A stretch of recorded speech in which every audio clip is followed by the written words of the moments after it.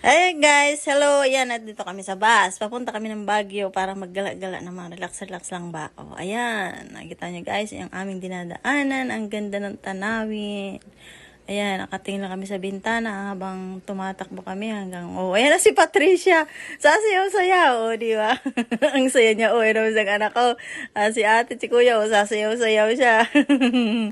Happy lang guys. Andito kami sa grotto. Unang pinuntahan namin dito sa Baguio ay syempre sa grotto, sa Lourdes. Ayan guys. Maganda dito. Nakakapagod lang talaga umakyat. Di ba? Pahinga kami. Ayan, upo-upo ang mga person. Pababa na kami. Si Patricia na pagod na. Dito na kami sa Burnham Park. Ayan, lakad-lakad na naman. Walang magawa ko hindi maglakad. Ma-exercise ang ating mga body.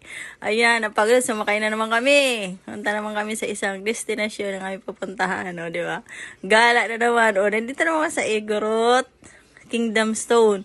Ang ganda dito, daming nanonood, daming napunta. Nakita nyo guys yan, di ba parang nasa ibang bansa.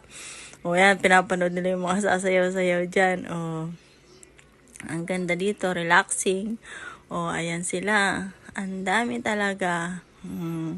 Kaya kayo, pag gusto nyo pumunta rito, yan, punta nyo to.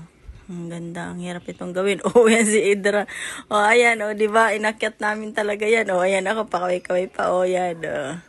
Tingin na sa baba. Ayan si Patricia, si ate, si Idra, di ba? Pakit din ako sa kalabaw.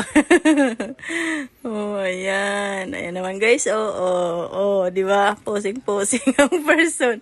Dito naman ka sa strawberry farm. Ayan, lakad-lakad lang. Ayan, daming strawberry. Makikita nyo. Tumikim-tikim lang kami dyan. Tapos, pwede ka rin mamitas dyan. Pero minimum ang 1 kilo. Ayan. Hindi na kami namitas. Naggala-gala na lang kami.